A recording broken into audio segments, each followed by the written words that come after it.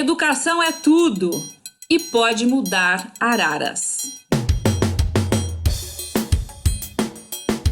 Hoje eu acordei com uma vontade de votar em Marli Calisto, Gabinete do Amor. Olá, Araras! Está começando o segundo episódio de Gabinete do Amor, o podcast da campanha de Marli Calisto para vereadora, com a parceria de Adélia Farias, que é candidata como co-vereadora.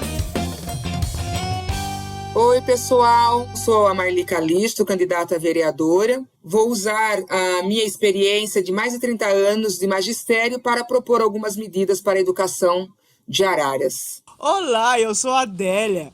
Eu sou uma agrônoma educadora, eu sou assentada em Araras. Estou concorrendo junto com a professora Marli Calisto ao mandato coletivo no Gabinete do Amor. E eu sou Patrícia Zaidan, jornalista, e vou começar fazendo uma provocação aqui. Marli Calisto, qual é o principal dilema dos 14.150 alunos da educação municipal de Araras? E o que o Gabinete do Amor, o mandato coletivo de vocês, propõe para enfrentar esses problemas? São muitos os dilemas. Apesar de Araras ter superado muita coisa, mas ainda temos muito a avançar. A educação eu considero tema de maior relevância para o Gabinete do Amor. Através da educação se deriva todas as demais realizações dos direitos humanos, dos direitos fundamentais. Por exemplo, a saúde, meio ambiente, a questão da alimentação, a questão do trabalho, a questão do esporte. Esses 14.150 alunos que nós temos na educação municipal de Araras, eles estão subdivididos nos níveis de pré-escola, fundamental, ensino médio. Aí nós temos a educação especial, nós temos a educação de jovens e adultos. O gargalo maior nós vamos encontrar na pré-escola. Um dos desafios que o Gabinete do Amor terá que a escola agrícola que tínhamos em Araras não consta mais na estatística das escolas existentes. E o questionamento que começamos a fazer é o seguinte: Araras não tem zona rural? Araras não tem criança na zona rural que precise de escola? Então, o Gabinete do Amor ele vai precisar de estar muito atento à lei de diretrizes e bases da educação. E também a gente precisa dar uma atenção para a educação especial, que apesar de Araras ter avançado bastante, a gente precisa de pensar na acessibilidade no ambiente escolar, a gente precisa de pensar na acessibilidade, inclusive, todas as escolas em relação à educação especial, pensar na alimentação escolar, uma alimentação que seja completa, uma alimentação que seja de qualidade. Então, os desafios são grandes e o Gabinete do Amor ele estará atento a essas questões. Bom, nós falamos do campo, ouvimos a Marli falar do campo. Eu queria saber o que uma agrônoma educadora pode fazer, mas na prática, pela educação de Araras. Uma agrônoma educadora faz muita diferença numa educação em Araras. Vai avançar na questão das hortas comunitárias que deveria estar dentro do ambiente escolar. Porque muitas de nossas crianças acreditam que tudo é feito dentro do mercado. Então essa ligação com o campo é fundamental em relação à educação. Biologia começa na área rural e ela estende, né? Isso significa saúde também. A educação do campo, ela tem relação a diversas autoridades eleitas, né, por executivo, parlamento municipal, de tudo que é verba que falta, tira da educação rural. Como se o rural não precisasse de um alto grau de estudo, como se o campo bastasse. Isso fosse suficiente. Então, para mim, isso está completamente equivocado. A educação do campo tem que ser trabalhada a partir da pessoa que mora na área rural de fato. Ela tem que ser diferente. Tem que aumentar a autoestima de homens e mulheres rurais.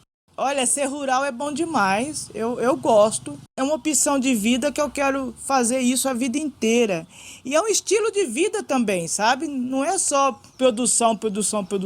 É um jeito de gostar de viver em um espaço maior, sabe? E se esse território ele é agroecológico, melhor ainda. Se a ligação é mais direta com a natureza, é melhor ainda. Eu acredito que todo sábado e domingo, as pessoas que moram na área urbana, essa tensão urbana, devia vir conhecer o campo, porque seria uma educação assim diferenciada. É tirar o sapato, pisar o chão, isso faz diferença, isso faz o nosso jeito de ser. Você, Adélia, tem falado muito em levar a produção agrícola familiar para a merenda das escolas e até dos hospitais, mas como é que isso se daria? A produção das famílias, né, os produtores familiares, essa produção é suficiente para atender toda a rede? Hoje não seria. Mas o que intensifica a produção é o comércio. E esse comércio que temos com as escolas, com o governo, enriqueceu o campo. Eu falo enriquecer na questão financeira, de fato. A partir do momento que os rurais começaram a fazer a venda, aí esse comércio enorme que é a merenda escolar, as casas no campo ficaram bonitas, os animais...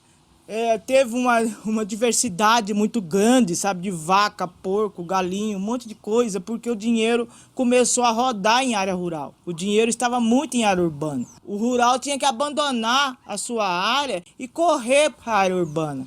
Então a educação salvou o campo, porque afinal de contas, faz tempo, o dinheiro ainda é o mesmo. 21 mil reais por ano, né, que cada família, quando podia assinar o contrato, entregava, né, para as escolas. Isso para o campo significa muito. E se o campo precisa, na contrapartida com as escolas, oferecer produtos agroecológicos.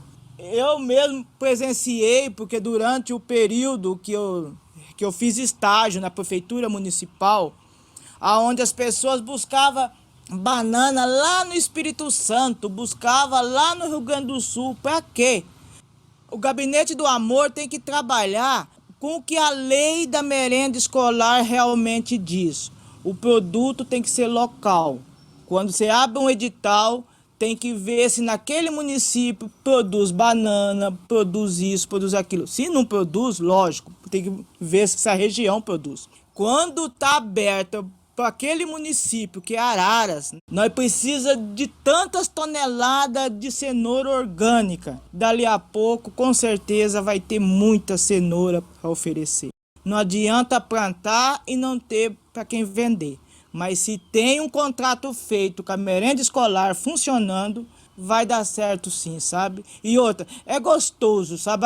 A gente que trabalha alimentação, é uma delícia quando alguém fala: olha, eu comi uma cenoura que você produziu. Isso é muito gostoso.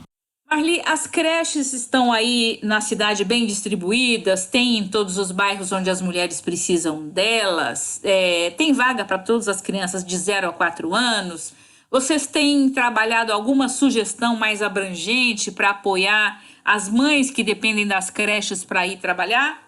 A creche é o espaço, é a instituição e única, por sinal, que as nossas mães com filhos e filhas de 0 a 3 anos e estendendo a pré-escola até 5 anos, têm para deixar as suas crianças e garantir um trabalho com mais tranquilidade. Em Araras, nós avançamos muito nesse sentido, porém, sempre há o que avançar.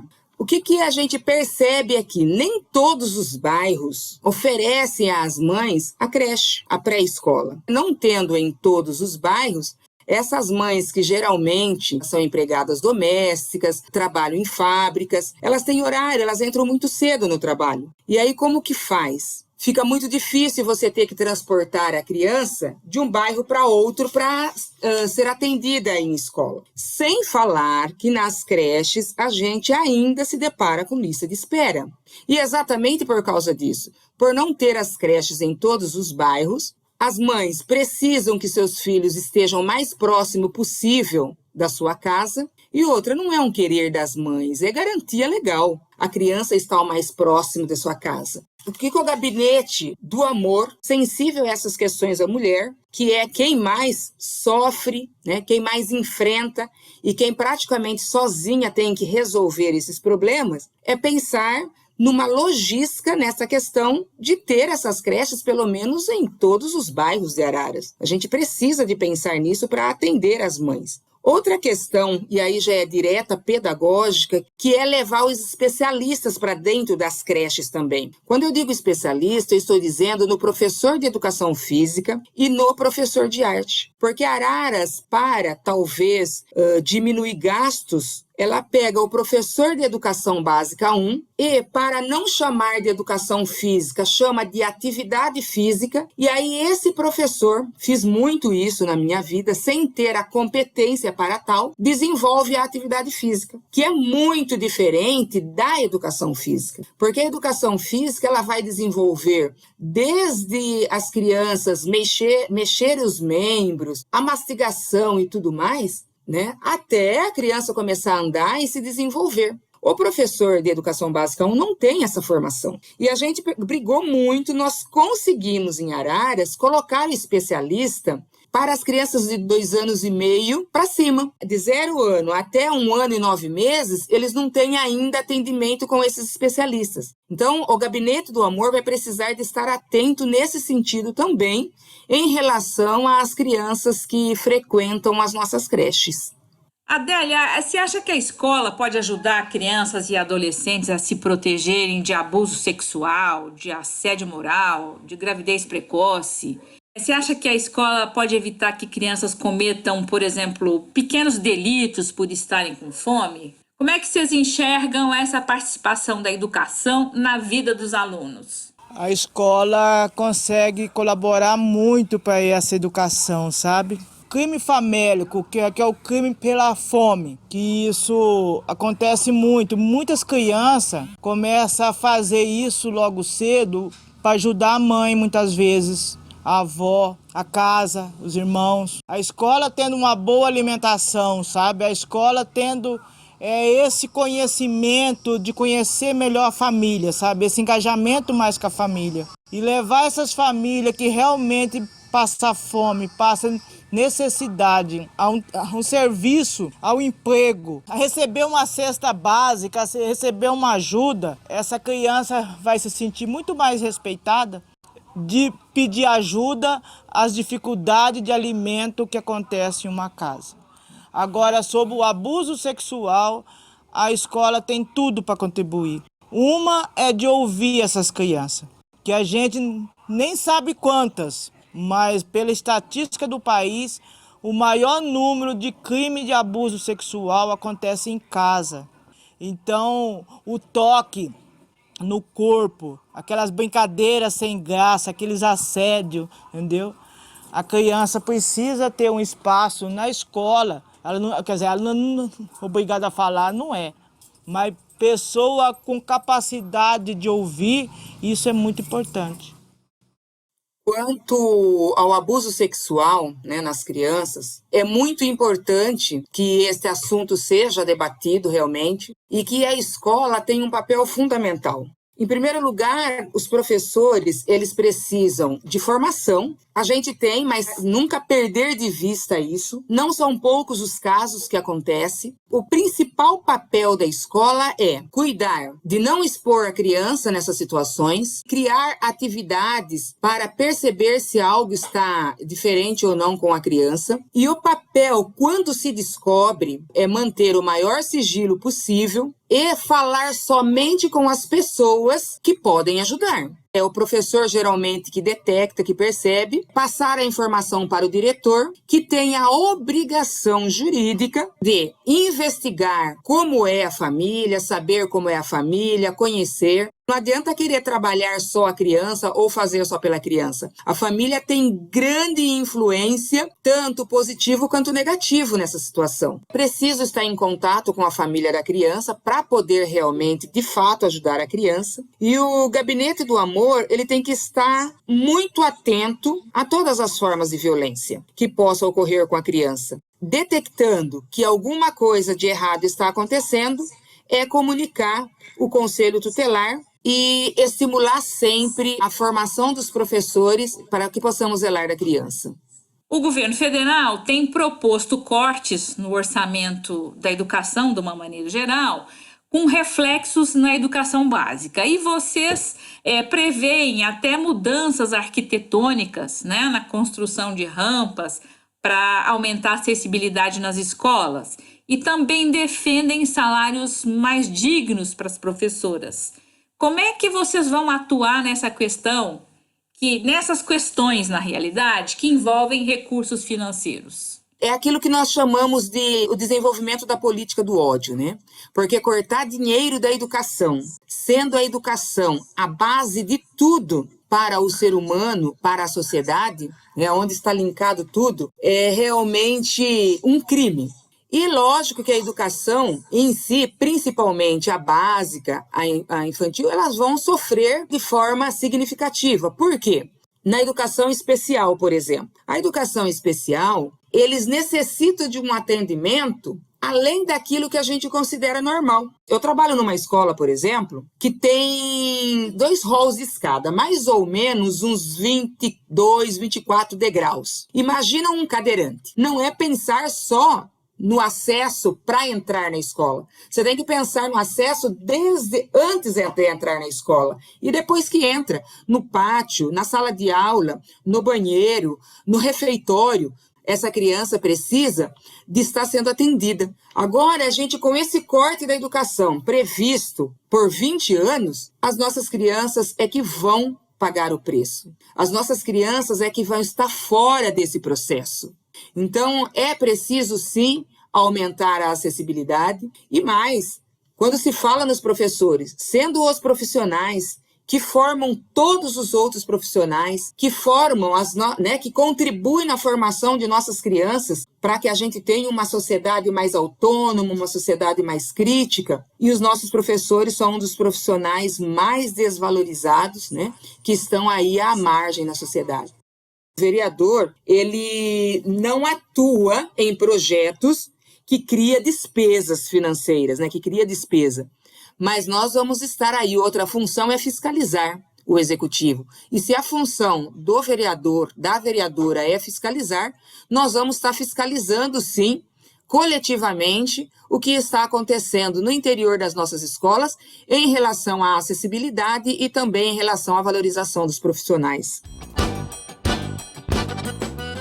Estamos encerrando o 2º episódio de Gabinete do Amor e eu queria ouvir a despedida da Adélia. Por favor, Adélia, deixa seu abraço. Agradeço a todos e todas os eleitores e mulheres que vão votar em nós, nesse Gabinete do Amor maravilhoso, esse espaço que pudemos discutir sobre um tema tão importante que é a educação. Um beijo virtual hoje e um beijo presencial depois do fim dessa pandemia. Marli, vamos ouvir aí seu abraço agora.